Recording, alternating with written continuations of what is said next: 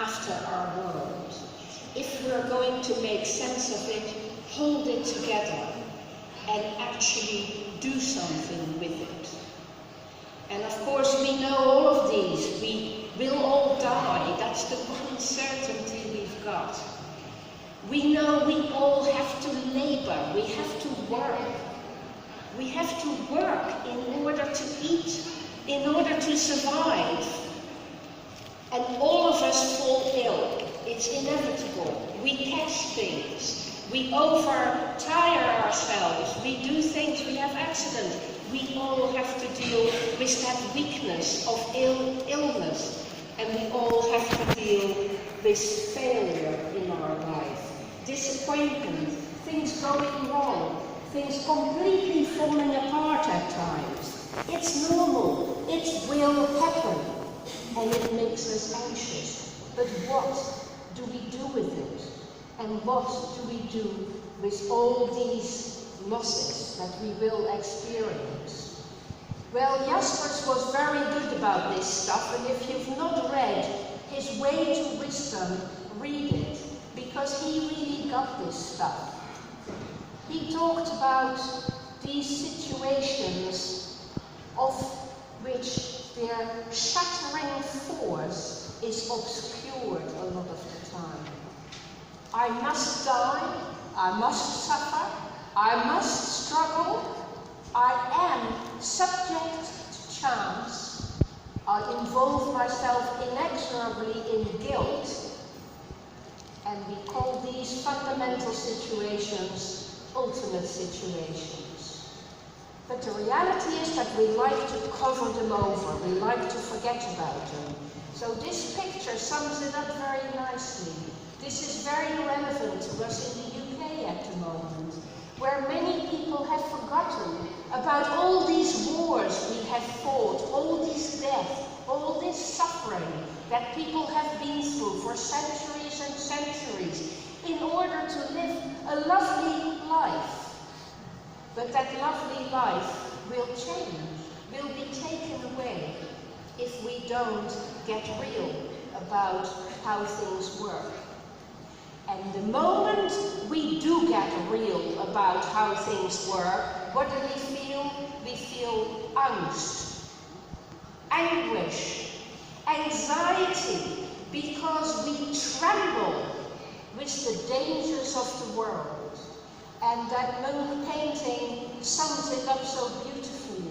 That feeling of emptiness, that feeling of fright, that feeling of deep anxiety, where we feel unfocused and we know that the human condition is perilous. And we shake in our boots.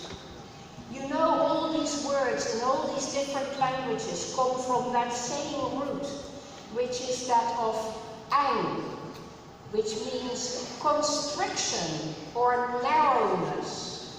And to me, that is so very, very obvious, because in Dutch, you know, the word is actually angst. And for me, that sounds like being in a narrow, frightening place. And you know, people who suffer from asthma know this extremely well, because when the lungs become constricted in asthma, it is that feeling of angst, of narrowing down, of possibility. But of course, actually, it is not about a narrowing, it is about an opening, because we feel the angst when we are exposed to all these possibilities. Just a quick excursion to Rollo May, who is often forgotten these days, but who was also a fabulous author of existential ideas. And he helped us clarify the difference between normal anxiety and neurotic anxiety. So, normal anxiety is existential anxiety, which none of us can avoid. But neurotic anxiety also exists. It comes out as wanting to be in conformity with the world. and becoming anxious purely because we're afraid to stand out and be different. So the same, of course, goes for guilt. He made distinctions between normal and neurotic guilt. His teacher, Paul Tillich, who oversaw Rollo May's research on this for his doctorate, wrote a little book in response to these theories, calling it The Courage to Be. And to me, that is so absolutely at the core of what all of this is about. Because what Tillich understood is that we do not run away from our anxiety because it is vital. Because only as long as we open up to the world will we vibrate with life, will we stand in life, will we receive life, will we transmit life. But only to the extent that we are willing to take that upon ourselves can we discover the counterpart to this, which is the strength in ourselves to tolerate that anxiety and face the truth that we need to face. Tillich said again that neurotic people can take on board only a little bit of that exposure to the nothingness that scares us. An average person can take a limited amount, a creative person a large amount, and God can tolerate an infinite amount of anxiety. Ronnie Lang, R.D. Lang, spoke about ontological insecurity, and he linked that very much with identity, but for him that was limited to those people who were schizophrenic. Existential philosophers see that very differently. They know it is not just schizophrenics who suffer ontological anxiety. All of us are doomed to suffer ontological anxiety. Why? Simply because to be alive, to be human, is to be uncertain, to not be perfect, to not be complete, and to be faced with so many challenges that every day you doubt yourself, and every day you need to create more strength and more courage. And this R.D. Lang also spoke about. He spoke about finding a way to breaking through our way of closing things off. Instead of breaking down, we find a way to overcome and become stronger. Like Nietzsche said, what does not kill me makes me stronger. He said that in Twilight of the Idols. But of course, this isn't entirely true. It's a nice theory. But in practice, some things actually do kill us. And some things are actually so difficult and so bad that though they don't kill us, they put us in a bad place, and it may take years before we overcome them. And that is where existential therapists come in. Because we face up to these things about life and death. We know that we cannot be alive without anxiety. We know anxiety is about finding our strength, and that we need to find this calm with our anxiety. The paradox about both being fully alive and vibrating with the anxiety, and at the same time let ourselves be steady and strong. So that's where Sartre comes in, and he talks about life being an ontic struggle, which is always a dynamic challenge.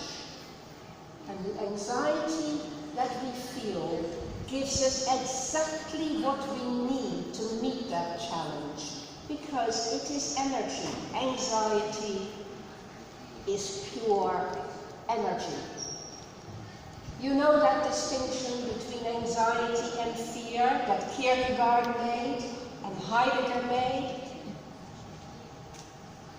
Such a very simple distinction. Fear is about something. Fear is about an object in the world that we are afraid of, that we want to run away from. Anxiety is about nothing.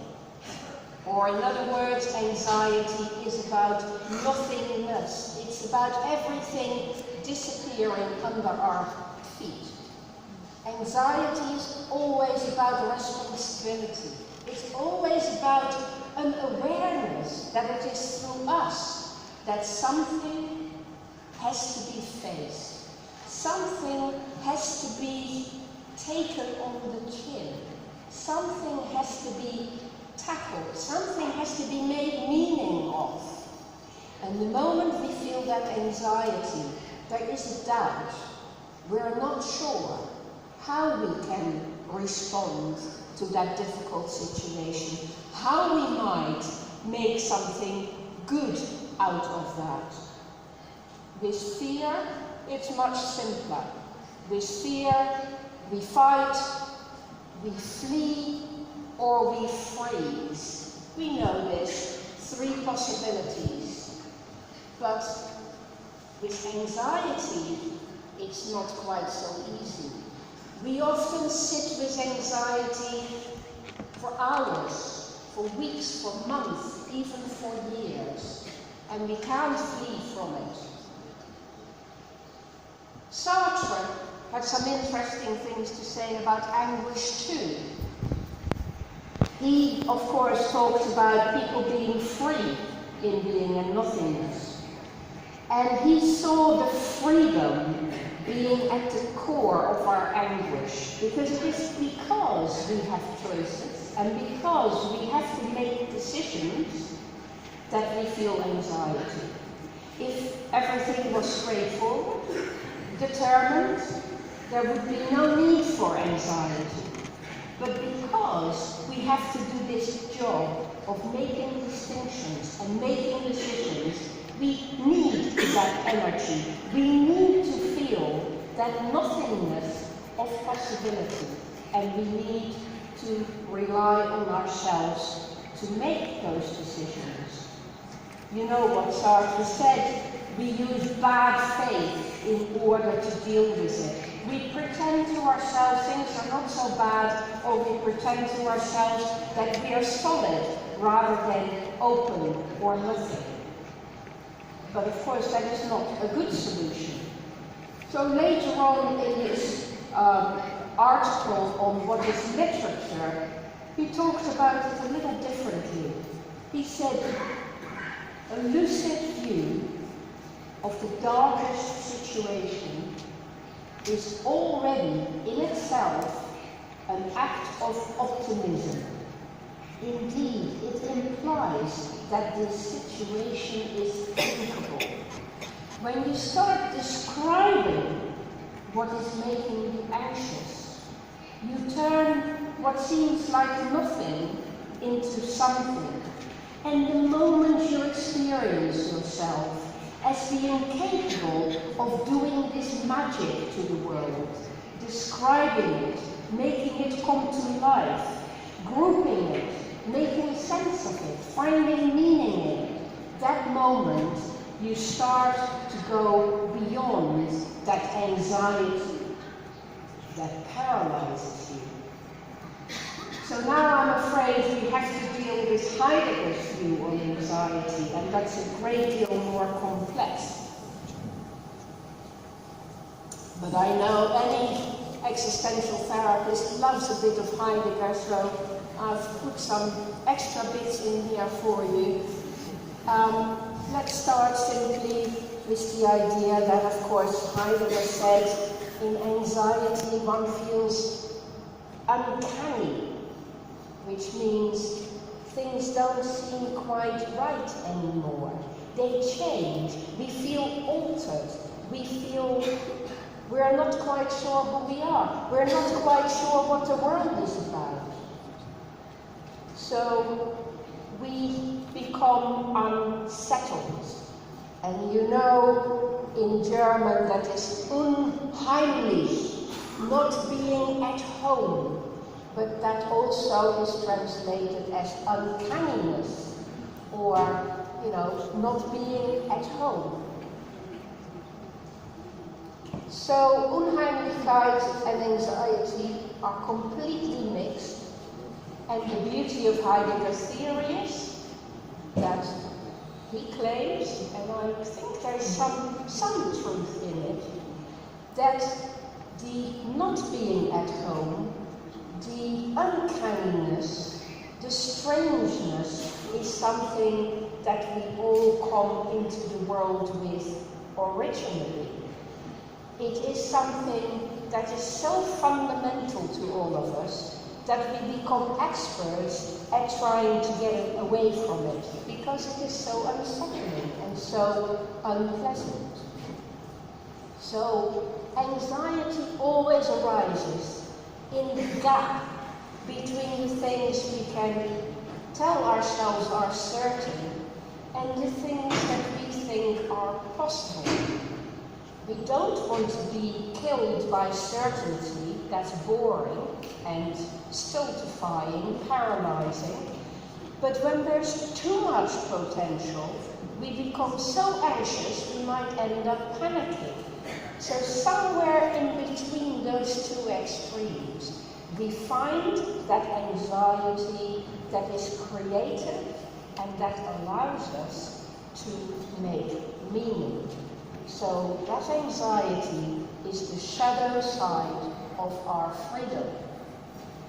And for Heidegger, that freedom is always about being free for what he calls our ownmost potentiality for being ourselves. What does that mean? It means that we become aware that what we are is not something that's given, something solid. What we are is, in fact, that uncertainty and therefore that possibility. Because all of us are capable of much more than what we are now or what we have been in the past. So anxiety, in effect, discloses, like a flower, our potentiality for being. Every time you feel anxious, something in you says, I'm alive, and it's terrifying. It's me. I can do something about this. Something is expected of me. As Frankl might say, life is asking a question of me, and I have to find an answer. It's up to me to find an answer. I'm going to be responsive to life because I'm going to be responsible to life. So, what anxiety does is that it stops us merging into the background and pretending to ourselves that things do not matter, that we're just the same as other people, the crowd, and we just need to keep ourselves the same. What anxiety does is it reminds you that you are you, whatever your name is, whoever you are, and that as you, something more is expected of you, because something more is happening in your life, and that requires you to open up and figure out what more you can be and what your destiny, therefore, might become. So Heidegger, in much of the first part of Being and Time, describes in great detail all the multiple, manifold ways in which we so cleverly stop ourselves feeling anxiety. And every time we do this, of course, we deprive ourselves of our freedom, of our aliveness, of our responsiveness, of our feelings, of our possibility, of our potential, of our responsibility. all of those good things that make us creative and that make us capable of transcending. So these are some of the things we do. We let ourselves be fascinated by the world. We start to let ourselves be taken over by things in the world. We let ourselves be fallen with other people. We become dispersed into what other people expect of us or what other people want us to do. We tranquilize ourselves. I love that word because, of course, it reminds us of this medication that tranquilizes too. We tranquilize ourselves. We find ways to find protective sheltering. We back away from the challenges. We literally back away, saying, no, I don't want that challenge. We seek comfort. We think, oh, let's watch some more movies, or let's drink some more wine, or we seek comfort. And we shirk. I'm sure you all shirk. I shirk a lot. You know what it means to shirk? It is that you know you have tasks, you have things that you could do with your time, and instead of doing them, you go sit around and you twiddle your thumbs, or you go do a little bit of this and that, which wasn't really necessary. We love to shirk. Now, don't get me wrong here. None of these things are bad. We're not talking about being good is to be anxious and being bad is to be fallen with other people, to tranquilize yourself, to comfort seek and, abstain from things. No. What matters, according to Heidegger that is, and I'm with him on that, is that we are aware of both those tendencies. As human beings, as consciousness, we are both capable of what he calls authentic ways of being, which are the ways of being where we open ourselves up to anxiety, which is always about the anxiety of our death sometime, and our death now in small ways and in bigger ways. It's about vibrating with life and with the limits of life. That's authentic living. Or inauthentic living, which is about all these things I'm enumerating here. But the fact of the matter is, we need both. We can't be going around the world being anxiously aware of our death all the time. But we cannot either constantly evade all these responsibilities and possibilities and still remain alive, because that kills us. That takes away our very freedom. It makes us non-transparent. It makes us forget the meaning of what has really happened in the past. It makes us close off or cover up what is here now, in the room, with us, in our lives, around us. We distract ourselves. We become irresolute. We become alienated. That's inauthenticity, the negation of death and the negation of Jasper's existential limits.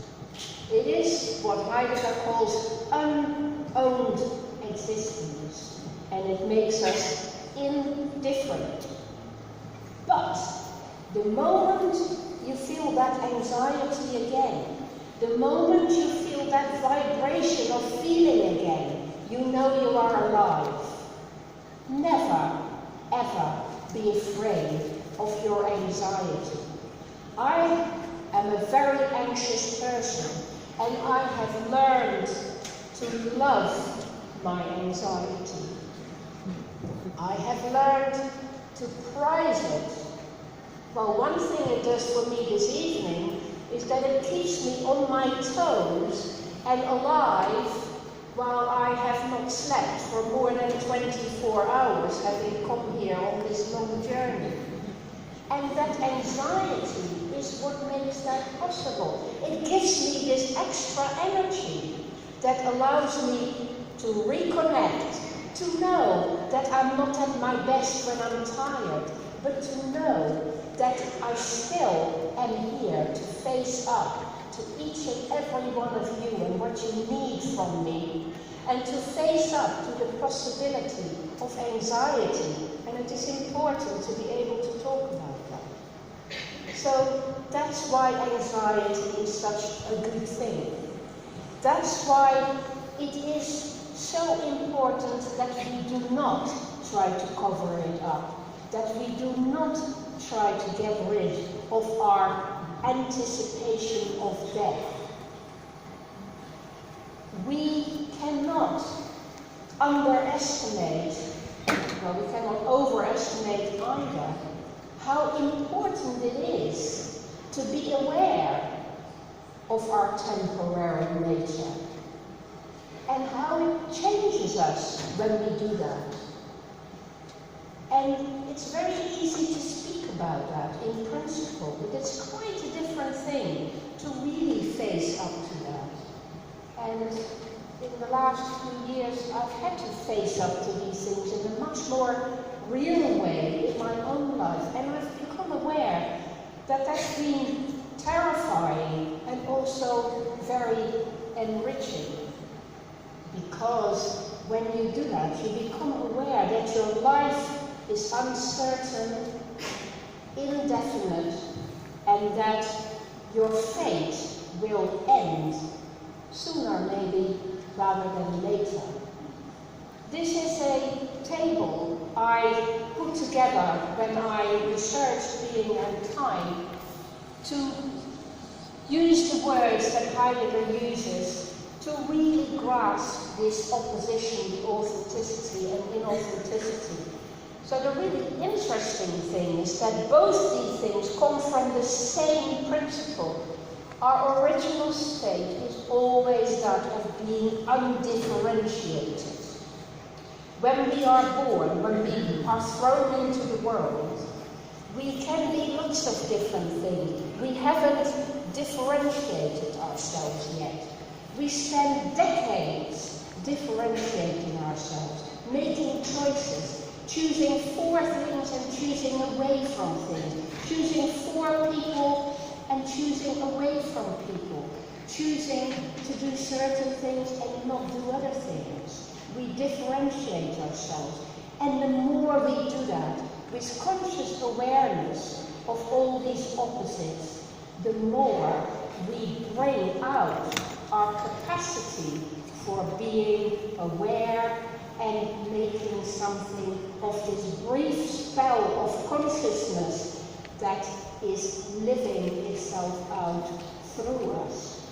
So I won't go through all of this again because we've already looked at some of those, but it's so interesting how all these things about closing off your anxiety put you into untruth.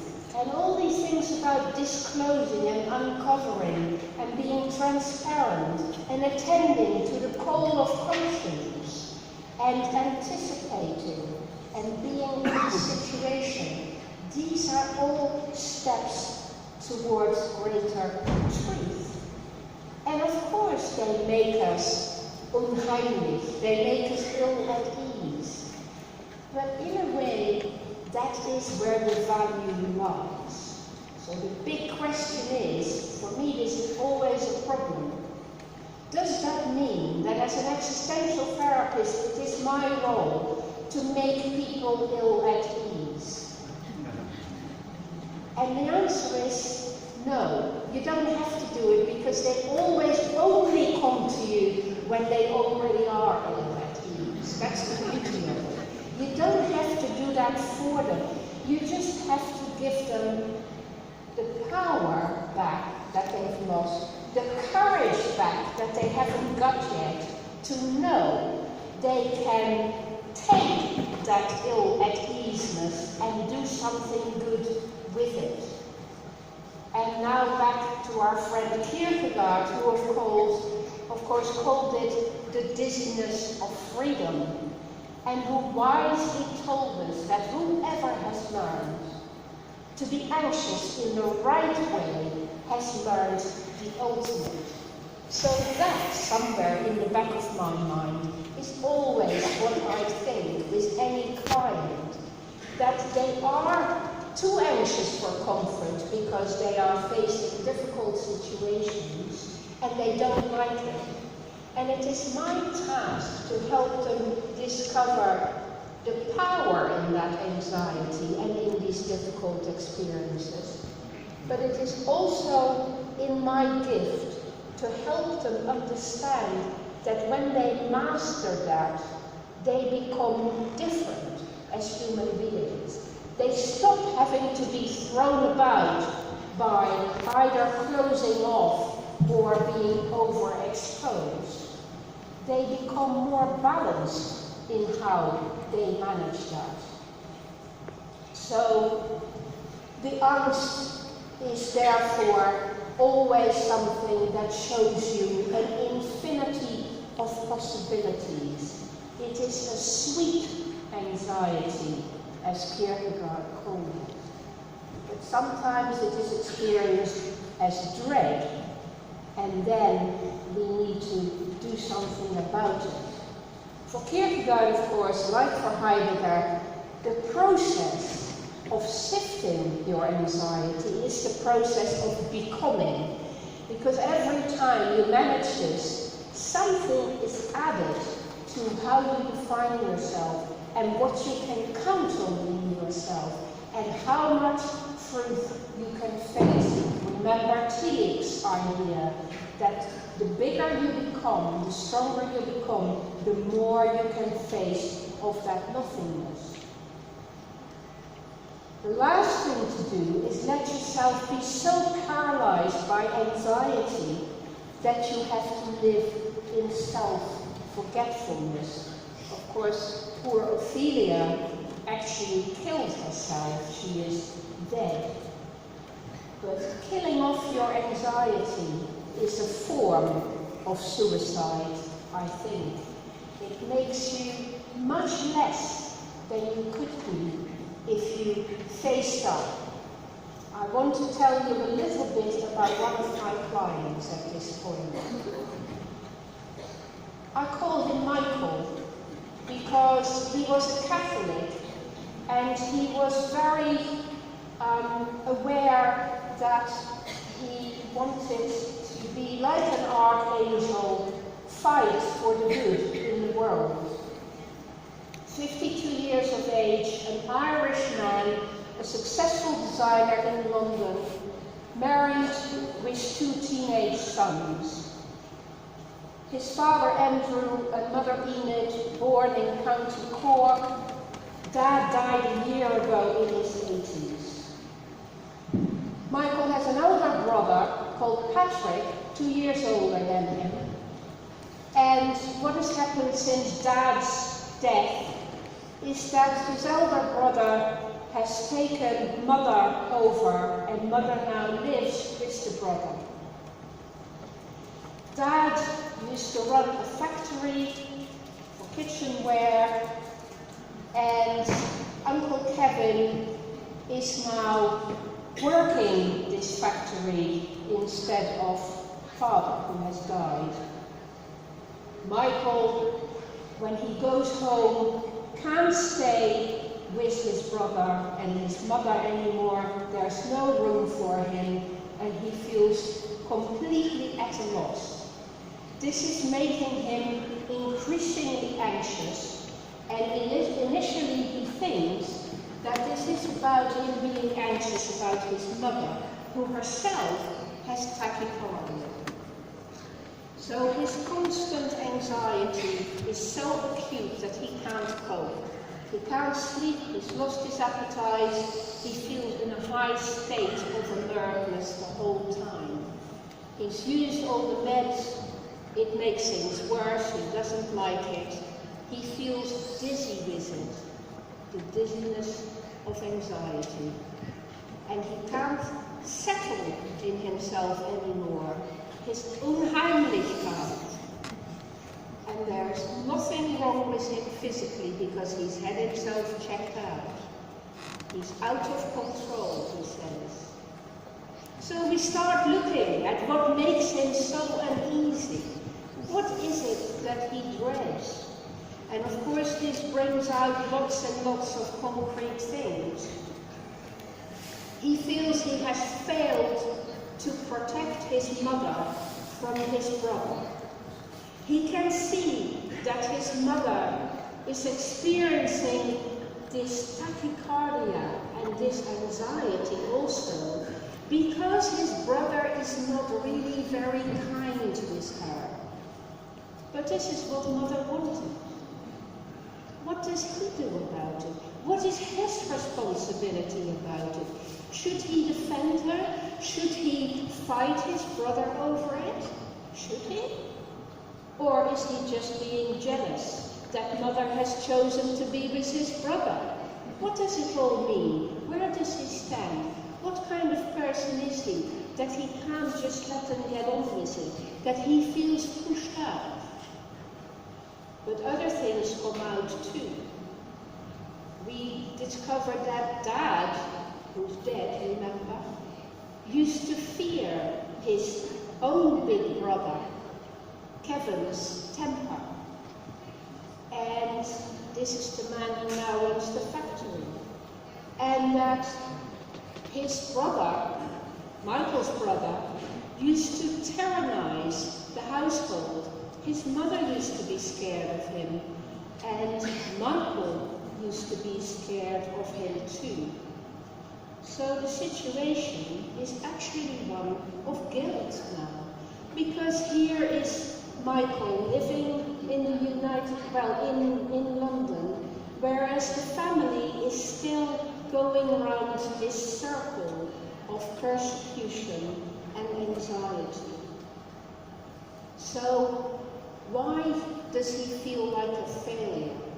He feels like a failure because he feels the call of conscience. He feels that there is something that's gone wrong in his entire family, and that by removing himself, he is opting out, he is shirking, he is hiding, he is backing away from the problems. And this is what keeps bringing back his anxiety, because at some level he knows that life is asking for him to clarify something about what has happened in his family. What should he do? He's constantly asking about it. Should he let it all go, or should he fight? He just can't work it out. At some point he realizes that his anxiety is the best thing he has got in this situation. How is he going to respond to it? Is he going to suppress it? Or is he going to allow his anxiety to illuminate the situation and to help him understand this tragedy in his family? Well, he does. He does face his anxiety, and he begins to understand exactly what is going wrong. I don't have time to go into all the different discoveries he makes in that process, but it's really interesting. The moment he doesn't think this is about what Mum has done wrong, what Dad has done wrong, or what Patrick has done wrong, or what his uncle has done wrong, but it is about how Michael has lived his life, and why he moved away from the family, and why it's easier for him to think everyone else has got it wrong than to realize that all of us live in these kinds of situations, but not all of us have the courage to listen to ourselves about what this tells us about the situation, and what it tells us about families, and what it tells us about how much easier it is to give simple explanations for these things or blame people than to actually understand how complex and contradictory these situations can be. So there's a lot of work to be done now. There's work to be done for Michael to understand and remember how terrified he actually was of his brother, and how coming to London was not just about a success story, it was also about safeguarding himself. But it is also about him discovering something else, which he has not been able to acknowledge to himself. What has happened in the family is that uncle and his own brother have both sometimes harmed other people. So Patrick once lost his temper and broke one of Michael's children's arm. The whole family wanted Michael to forget about that. Forgive and forget, Michael, they said to him. Forgive and forget. You're the good guy. You know your brother makes mistakes. You are not like that. You will forgive and forget. And what did Michael do? He forgave, but he couldn't forget. And because he didn't stand up to this problem, not just the problem of what had happened, but the problem that in his family, for 3 generations, the older brothers used their temper against the younger brothers and harmed them. And the younger brothers, every single time, believed that they were the good guys, and therefore they had to take it, they had to suffer it, or they had to go in hiding. And for the first time, Michael begins to understand that there are much bigger lessons to be learned. And then we begin to see that this is relevant not just to him understanding his own relationship to his brother, who he's still afraid of, or his dad, or his mum, or his uncle. This is also about how he is as a dad to his 2 teenage sons. Because of course, predictably, the elder of those 2 bullies the younger one. And Michael has not known how to be with that. How could he know how to be with that? His only way of being with that would be either just find a place of your own, go somewhere else, or forgive him, you're the good guy, he's the bad guy. Those are not good ways of dealing with these problems. And that is why Michael was in anxiety the whole time. Not because there's something wrong with Michael, but because Michael has this wonderful anxiety telling him, come on mate, get real. There's some problems here you haven't faced up to yet. You need some more energy. Look a little bit better at what is happening here. And of course, out of that comes a solution that is not predictable, but where Michael realizes that once he faces this stuff properly, he can now understand both his sons, not just take the sides of the younger one or punish the older one, but actually see that this is how human beings work with each other. We're in complex structures with each other, and we keep repeating those mindlessly, in suffering and in fear, until our anxiety wakes us up from our slumbers, and we start to look at it again, and we start to look at it in a different way, over and over again, until every facet of that problem, which is not just your problem, but everybody else's problem too, and not just in this family, but in other families too, until you start opening up to the problems that life poses to us. Your anxiety will keep waking you up. And so you have to learn to listen to it and employ it. That, by the way, is a picture of the Archangel Michael. So, yes, you have to learn to face up and think about these things. And this is exactly what Michael did.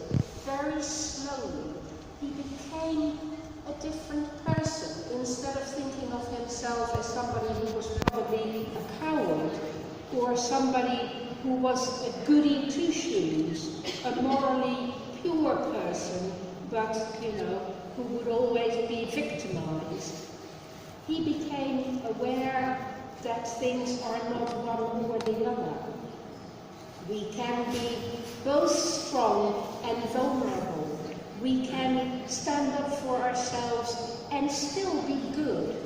There are lots of things we can do at the same time. So let me move on from Michael's story, much as I would have liked to tell you more about it, to come back to this idea of the guiding light of anxiety.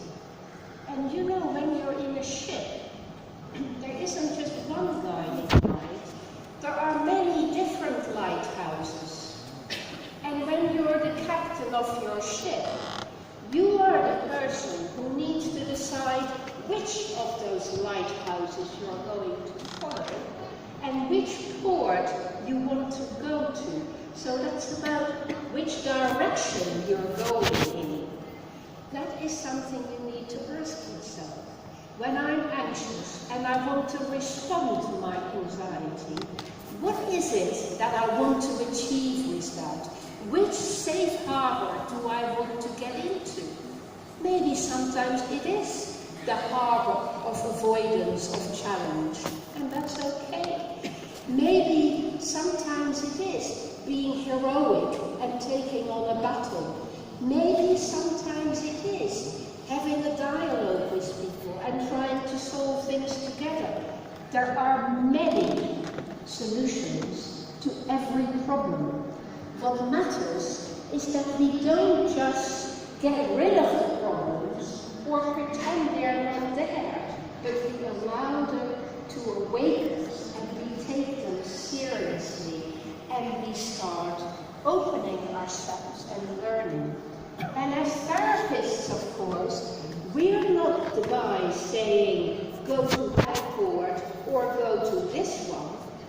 It's not for us to do. What we are is the person who reminds the other of their own voice of conscience. We help them, we enable them to start having this reflective dialogue with themselves. I bet you don't know, Kierkegaard in his book Point of View gave us wonderful outlines of how to be an existential therapist. He said, if real success is to attend the effort to bring a man to a definite position, one must first of all take pains to find him where he is and being there. This is Rogerian stuff, a century before Rogers. What Kierkegaard says is, you don't approach the other person from your ideas about the world. You spend a lot of time understanding where the person finds themselves in the very best way to find out the situation a person is in, to resonate with their anxiety. Because when you search for that guiding light of their anxiety, you find the exact position where that anxiety makes sense. And when you dare, or you feel strong enough to align yourself with that position and with that anxiety, rather than saying it's okay, or it doesn't matter, or it isn't like this, it's like that, when you allow yourself to feel your client's anxiety with them, participating in it, as Jasper's told us to do. Einfühlung was not about just empathy, it was about participating in the person's experience. When you participate in it, you find that person where they are, and you can actually stand next to them.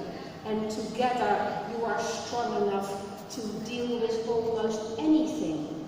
So that's what Kierkegaard said then, that you have to begin by humiliating yourself, to put yourself in the other's position, rather than put yourself above their position and think you know stuff, because you don't.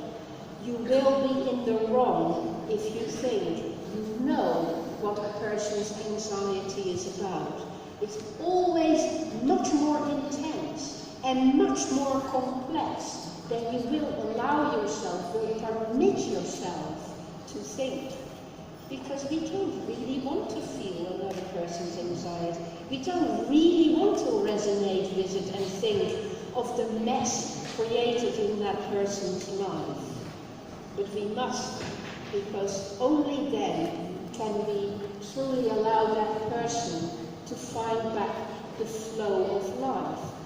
And like Michael, many people become snagged, obstructed in the flow of life. So they stop having emotions, you know, they stop the flow. It's like trees have fallen in and everything gets snagged on it. Nothing passes through anymore. And we must focus in on it and really look deep into the water until we see what's going on there underneath. And then together begin the work of finding the detritus that's in the water of the flow of life and put it where it belongs, so that the person can start to build some sluices and some locks to handle these levels of emotions. And that's what I mean when I say there are many ways to deal with this anxiety, and sometimes it's okay, it's important to find shelter. If you're overexposed and you feel panicky all the time, then of course you need to back out a little bit and you need to learn to find shelter. But once you know there is safe shelter, then you can afford to be a little bit more adventurous and you can start to even the levels of emotions. So the crux of the matter is always the same. It's about aletheia, that lovely Greek word meaning the unhidden. Heidegger's idea is that everything covered up needs to be uncovered, and when you uncover, then things will shine out for themselves. They will show themselves. I realize I need to click through a bit faster because, you know, there isn't enough time anymore. We need to find ourselves in space again. We need to, these are things I've talked about many times, but you know, it's never enough in a way, because we always forget that we need to learn to be between the opposites, the paradoxes, the polarities of our lives. It's never about just life, it's also about death. It's never just about pleasure, it's also about how to be with pain. It's never just about hate or just about love, it's about both. Belonging and isolation, identity and freedom, integrity and disintegration, because disintegration is necessary for overcoming, for transformation, for change. And it's always about good and evil. Michael wasn't the good guy, his brother wasn't the bad guy. They were both doing things right and doing things wrong. But when things get divided up like that, artificially, then it goes wrong. It is the division into good and evil that makes things go wrong. When we can start owning what we do right and what we do wrong, and we stop being self-blaming about it, crikey, we all do stuff wrong the whole time, every single day. Tonight when I go to bed for 5 minutes before I fall asleep for about 12 hours, for those 5 minutes I'll think, oh God, I said this, I should have said that. Why did I put it like that? Now that was silly.